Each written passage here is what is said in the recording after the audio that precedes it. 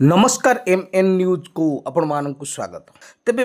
बारिपदार एबे गोटे चांचल्यकर घटना जो घटी जाइथिला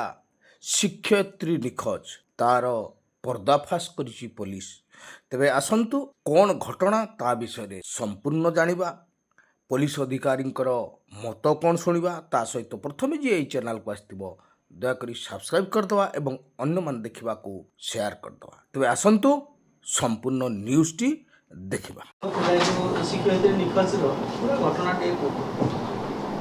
आमर ज्योत्स्ना राणी साहू तांको घर है कातपड़ा आपणकर कणास ब्लॉक अंतर्गत पुरी डिस्ट्रिक्ट सी आमर ढेंकीनिंजा यूपीटीओ स्कूल टीचर अच्छा तो सी जो एबे जो सेंसस सर्वे रिपोर्ट देवाई दिखाई दायित्व दिखाई से जेहेतु फास्ट टाइम कर एक्सपीरियंस नाला सी जहाँ कह कथा जे जिते सेंसस सर्वे रिपोर्ट देवाई कहूला तेणु टे भल लगे सी बुझीपार केमती कौन करेंगे तो से टेंशन रे सी 18 तारीख दिन प्राय 11टा 11:30 पर्यंत ये रही तापरे से गोटे ऑटो आभेल करी आमर बारिपदा रेलवे स्टेशन आसते ट्रेन रे से बालेश्वर पलैते बालेश्वर रेलवे स्टेशन से रही पूरा 18, 19, 20, 21 रही आम घटनाटा 19 तारीख दिन आमको रिपोर्ट आसला जे घर जो घरे से रोते सी ओनर रिपोर्ट देते आधार करी आम तदंत कलु आम वीडियो फुटेज आम कलेक्ट करूँ बारिपदा रेलवे स्टेशन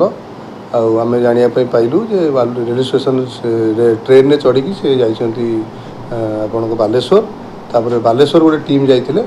आमर आईआईसी सदर सस्मिता महंत आमर सिविल स्क्वाड पिला आम टीम जाइए गलापर से वेटिंग जो रूम अच्छी से वेटिंग रूम पानी नापी से बाहर को आसते मैडम जेहेतु आम वीडियो फुटेज आम थिला आम जाणिलु ट्रेस करूँ से आनी पचरा पचरी कलापर सी कहले जेहेतु सर्वे दायित्व दिखाई सेंसस सर्वे दायित्व दिखाई टे भल लगुना से बुझीपार नथिले तेणु रिपोर्ट जो दबार थिला 16, 17, 18 3 दिन रिपोर्ट भी से देना सुपरवाइजर कॉल करते रिपोर्ट देवाई तेणु से मेंटल टेंशन में थिले तो सेटा टेंशन रिलीज पाई से क्या किसी न जन मोबाइल स्विच ऑफ करके बालेश्वर पलैते से रोते Baleshwar railway station waiting room में रोते कहते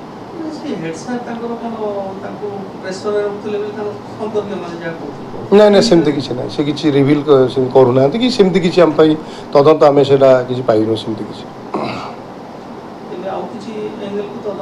सब एंगल आम तदंत कर सारीचु भी तेणु जहाँ को फाइनाली आम जोड़ा सस्पेक्ट करूँ तो कहीं सी झील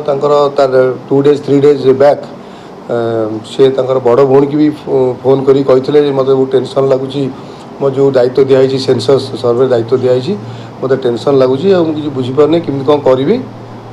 मत भल लगुनि भी सीटा आगुरी कही जो जीवार 2-3 दिन पूर्व कहते एका जाइए से एका जाइए।